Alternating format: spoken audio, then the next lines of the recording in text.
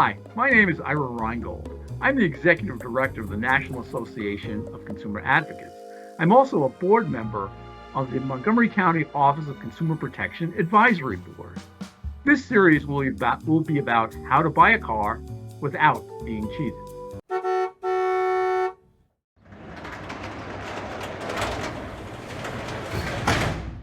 Closing the car deal.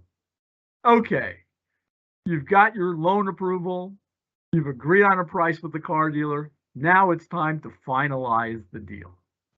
At that moment in time is when you can begin to approach the car dealer and see about what financing they have available.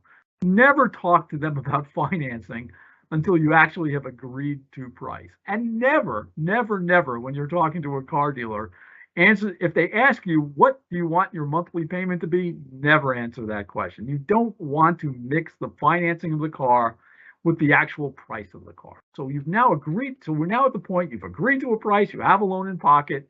You can then ask them about their financing.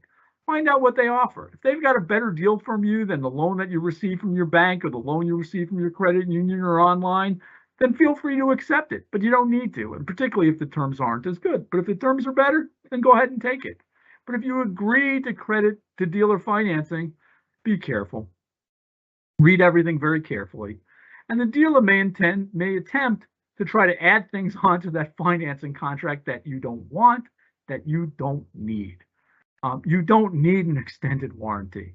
You do not need credit insurance. No matter what the car dealer tells you about how great it is, you really don't need it. You don't need an extended service contract. You just don't need those things.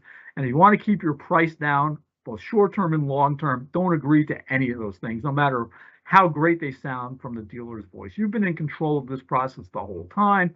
Stay in control. Do not accept any terms beyond how much you're paying for the car and the financing of the actual car itself. After you've agreed to the price and you've agreed to the financing and not taken any add-ons, you may want to then approach them about sale of your existing car.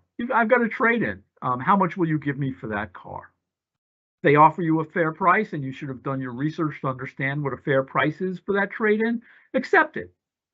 But if they're not going to give you a fair price, or you think you can do better selling it online or selling it to another dealer, just walk away. You don't need to sell your car as part of this process. It's not that hard to sell a used car.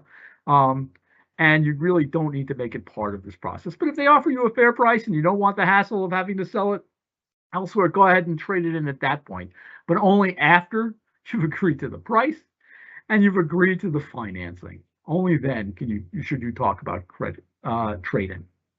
Again, read the contract very carefully. Make sure there's nothing been added to the contract that you didn't agree to. Make sure the interest rate that was promised you is still there. Look at all the numbers very carefully.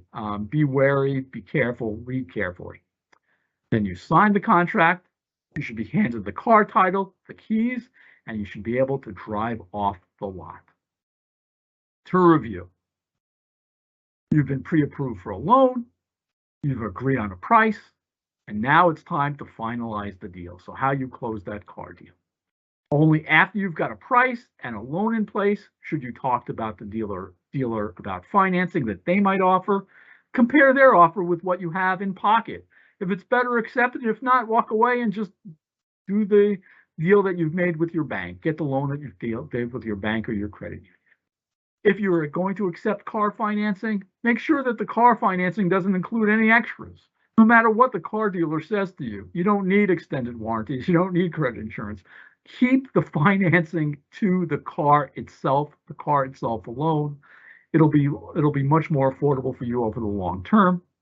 Once you've agreed to the financing and the price, only then should you consider a car trade-in, and you can then sell it to the car dealer, but only if they offer you a fair price. If not, there are other ways of selling a used car. Once you've finished all of that process, again, read the contract carefully. Make sure the terms are what you agree on, the price is what you agree to, the interest rate is what you agree to. And once that's all okay, feel free to sign, turn over the money, and get the car title, the keys, and drive off the lot. And hopefully you'll have a great driving experience with your new car. Thank you for watching. Did you enjoy this video? You can find more consumer education videos like this one on both our website, www.montgomerycountymd.gov/OCP, as well as on our YouTube page at ConsumerWise. Should you need assistance from the Montgomery County Office of Consumer Protection, you can drop us an email at consumerprotection@montgomerycountymd.gov, as well as using the MC 311 phone system. Well, take care and see you soon.